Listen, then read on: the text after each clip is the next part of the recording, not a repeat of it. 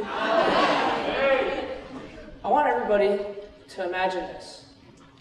You're living in Alabama in 1963. You are a part of the famed yet equally hated Freedom Riders. You and 20 other people are on a bus, black and white, protesting racial injustice across America. You're all hungry and you all need to get off the bus. But there's a little bit of a problem. An angry, violent, and racist mob awaits outside. What would you do? How would you try to evade or even fight the racist mob? Now, imagine yourself as a bystander witnessing this happen. What would you do? I envision that everybody here might have a different way of reacting to both situations, and I hope, at the very least, that everybody here would try to help in some way. Because that's what I'm here to talk to you all about today, and that's being an ally. Being an ally is so important in our society today, because racism is still such a hugely important issue in our society today. But if we all unite as allies, we can end racism together. So let's begin with the Freedom Riders.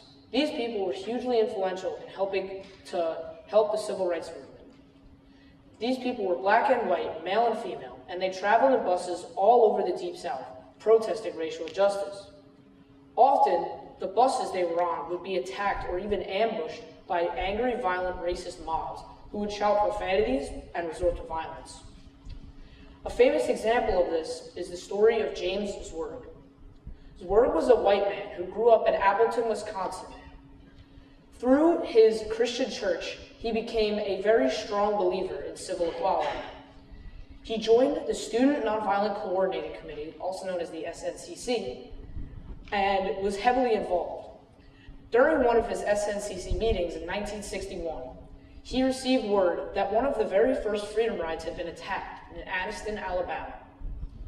He and the 11 other members at that meeting decided that they had to go help. So they did. They loaded onto a bus and they drove and met that bus in Montgomery, where their bus was viciously attacked and Zwerg received some of the worst abuse. But he said this from his hospital bed just a couple of days later. Segregation must be stopped. It must be broken down. Those of us who are on the Freedom Ride, or will continue the Freedom Ride, I'm not sure that I'll be able to, but we're going on to New Orleans, no matter what happens. We're dedicated to this. We'll take hitting, we'll take beating. We're willing to accept death. But we're going to keep coming until we can ride from anywhere in the South to any place else in the South without anybody making any comments, just as American citizens. Zwerg also said, after his ambush and sacrifice, that, quote, "There was nothing particularly heroic in what I did. If you want to look at heroism, take a look at the black man who probably saved my life. This man in coveralls, just off of work, happened to notice me as my beating was going on and said, 'Hey, stop beating that kid. If you want to beat someone, beat me.' And they did. He was still unconscious when I left the hospital. I don't know if he lived or died." What this shows is that Zwerg was an ally to the civil rights movement, even when there was no danger directed towards him. The black man who probably saved Zwerg's life is an even greater hero, despite not being named. Let's take a look at another famous instance of someone being an ally, and why this is still such a hugely important argument, even in a much-changed era. Has everybody seen this photo? If not, this was the podium for at the 1968 Summer Olympics in Mexico City for the 200-meter run. Black Americans John Carlos and Tommy Smith are performing the Black Power salute, but the third runner is often overlooked. That man is Peter Norman. He was an Australian sprinter who ran a 20-second 200-meter to win the silver medal at the event. So after the event, Smith and Carlos wanted to make sure that it was okay by Norman, that they performed the Black Power salute, and Norman said it was fine. On that fateful podium, Norman wore a badge commemorating the Olympic Project for Human Rights, showing his support for an issue that really didn't have anything to do with it. Essentially, he was an ally. Norman's solidarity with this issue illustrates how he was so important because he was such a great ally. In 2006, John Carlos and Tommy Smith were pallbearers at Norman's funeral. In 2012, the Australian Olympic Committee formally apologized to Norman for any disrespect that may have been perceived towards him, with one member of the Australian Parliament saying, quote, "Norman's solidarity was a moment of heroism and humility that helped advance international awareness for racial inequality. What this shows is that even the smallest of actions, like Norman's wearing of the OPHR badge, can help advance important social issues into a global spotlight." Now, you might be wondering, why do we even need to worry about this issue? I thought racism problems were solved decades ago. Well, unfortunately, they haven't. Just months ago, the world's most popular sport was tainted with racism. On Boxing Day, known here in America as December 26th,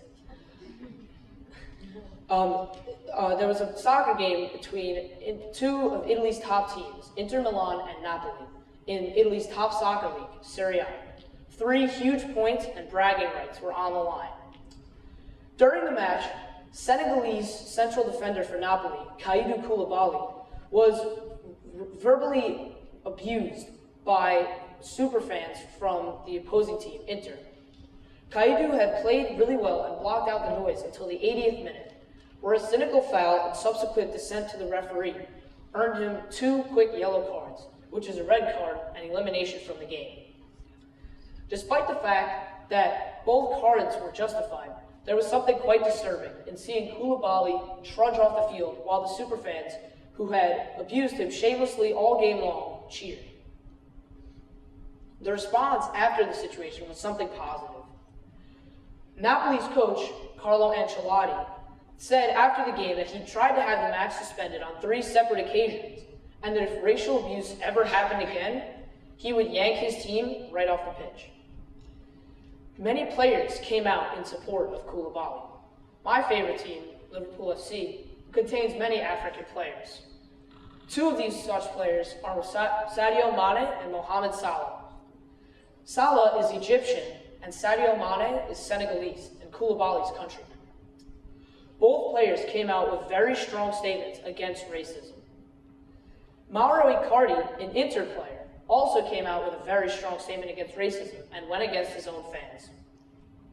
What this illustrates is that being an ally is contagious. One player speaks out in support of a player in need, and the entire soccer community rallies behind them. So be that person. Be the one who gets the ball rolling. It doesn't matter if you're black, white, brown, blue, purple, green, yellow. I really don't care.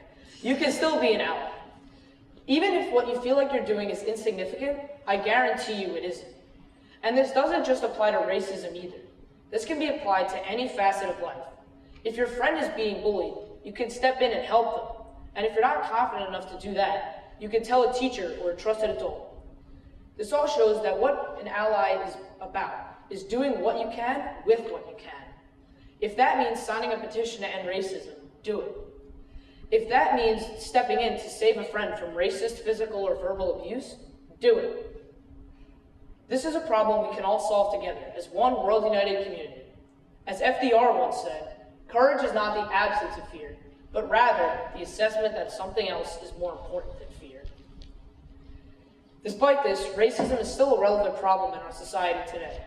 There is still that disgruntled and ignorant minority that will do such unspeakable things like what was said to Koulibaly. But by becoming allies, we can end racism together. Thank you all. Have a great night.